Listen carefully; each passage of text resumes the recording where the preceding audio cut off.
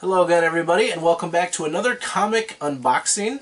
I had a lot of fun with the Comics Bento box, and hopefully you guys all enjoyed watching it as well. And I decided I couldn't really wait till next month to open up another Comic Bento. So I did the next best thing, and I don't know if you guys have them or if your stores have this as an option, but I went to Five Below. And if you don't know what Five Below is, it's this really cool store with all sorts of cool stuff, all $5 or less. Some of it's rubbish, some of it's a lot of fun, and my Five Below actually has comic bags that are 4 comics for $4 in these kind of bags. And as you can see here, not completely blind bags. You can kind of see what the front one is and what the back one is. I won't show you any more than this to keep it a surprise for you, even though I know a few of the other comics that are going to be in this. This one definitely caught my eye. We'll get to it in a minute, but look how thick that is. We'll get to that in just a second. But $4 for $8, I should say, for 8 comics. Not that bad of a deal. Let's see what we've got in here. Got my knife. I've already learned from last time. Kids, make sure you have an adult help you. Don't use knives.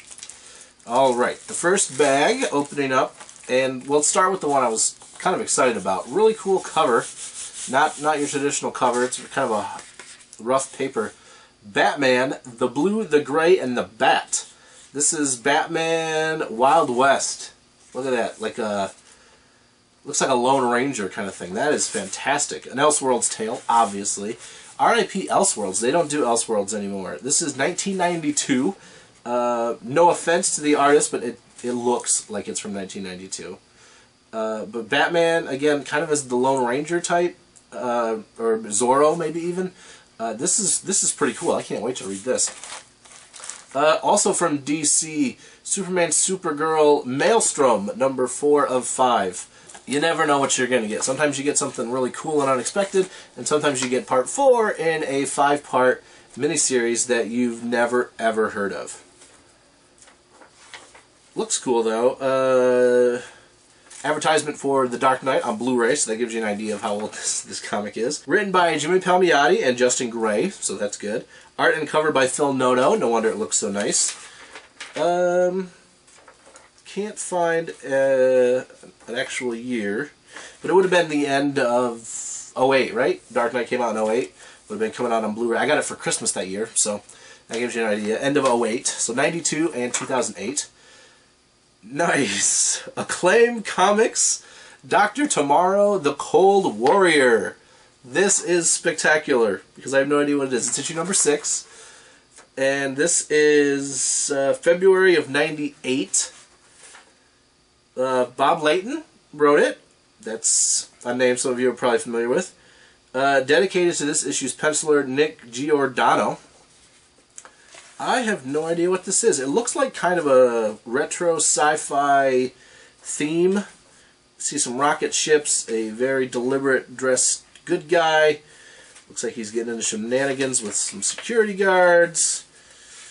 Oh, girl's getting roughed up. Hopefully he gets beat the hell up by Dr. Tomorrow. No resolution to that in this issue. Very, very weird, interesting stuff. And this is one I knew I was getting because I could see the back of the package.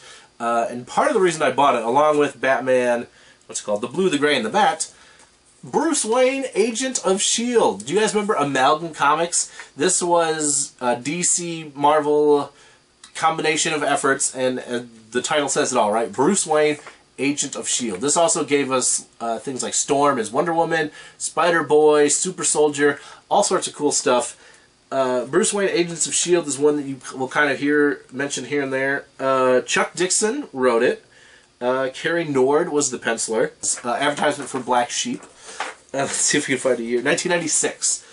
Looks like we've also got Nick Fury in here, or at least somebody who looks like Nick Fury. Unless Bruce Wayne grows up to look like Nick Fury. But it looks like we've got a couple different things going on here. I actually don't think I ever read Bruce Wayne, Agent of S.H.I.E.L.D. We have a Nightwing-looking character. Also looks like a Moon Knight Amalgam. Amalgam Comics, right? Cool, cool stuff. A lot of DC. Well, technically this is DC and Marvel.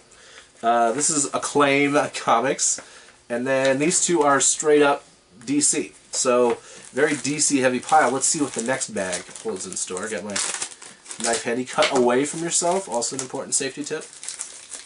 pouring the bag out. This one also came with a free trading card.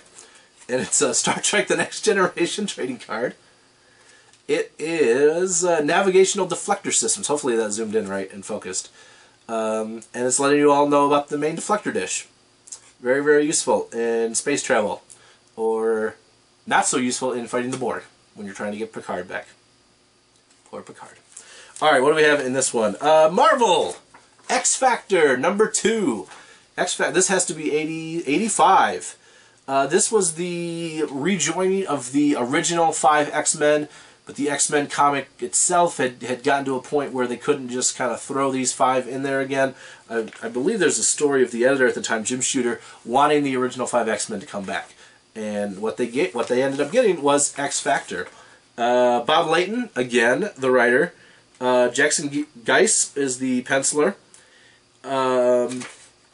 And just a few issues after this, Apocalypse would be introduced for the first time. And, you know, he's the next baddie coming up in Marvel's feature films.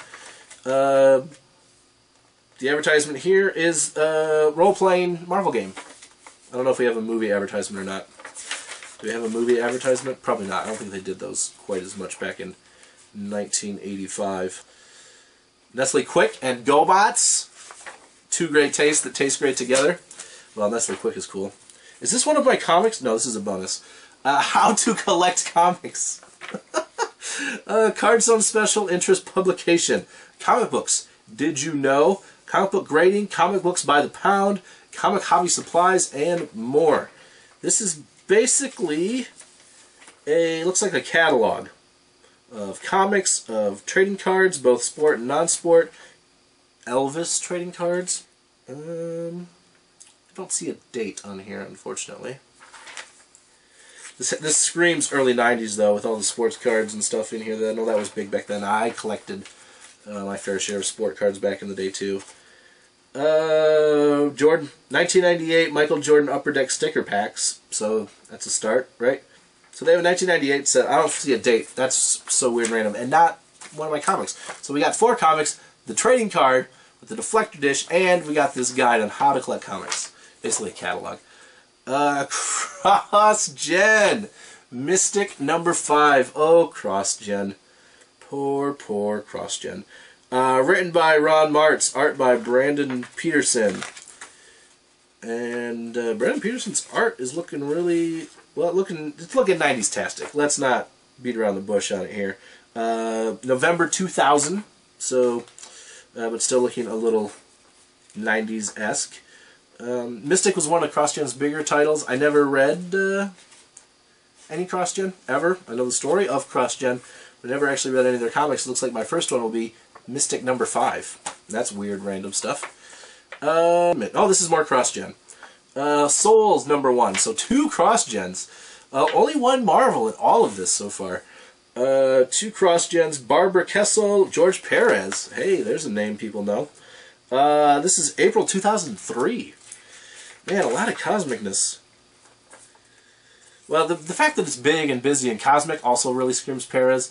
I don't know, hopefully that focuses in good for you guys there. Wow, 2 CrossGens in the same bag even. That's crazy. Oh, there's the creative team right there, George Perez, screaming back at you from the pages of the comic. And our last comic, yes, unfortunately we have come to the end. Another DCer, Batman number 520. Looking very, very creepy on the cover. Kelly Jones. Looks very Magnola-esque at first glance. The Gargoyle, I think, is what it is. Doug Munch is the writer. Eduardo Barreto is the artist. And let's see if we can discern what's going on here. We got some Jim Gordon yelling at people. Batman beating up criminals. What more would you want in a Batman comic? Bullock smooching on some lady and drinking coffee. Batman, don't interrupt the pool game. Batman, what are you doing? This is July of 95. So they love their 90s comics in these blind bags. Let's see if there's anything else interesting in here. Batman screaming at the sky at the end. So he's lost his mind. There you go. That's the home run right there. The Aliens Superman crossover that you all clearly remember. It's a trivia question at this point. That is a cool image, though. You cannot. That is awesome. You can't deny that's awesome. So a lot of DC, 4 DCs, 1 Marvel, 2 CrossGens, and an Acclaim comic. So yes, weird, random grab bags, exactly what you want in something like this. Weird, goofy stuff. It's what I eat up, but maybe it's not really your thing. But for $4, can you really go wrong? So if you have a Five Below and they have random bags of comics, go ahead and check them out. Let me know what you get. If you get anything this cool, this weird, this random, this cross-genny. I cannot believe there were 2 cross-gens in there, but I digress. So this has been my latest comic unboxing, or unbagging, as it were. Thank you so much for tuning in this time, guys. If you missed the Comics Bento unboxing, go back and check that out.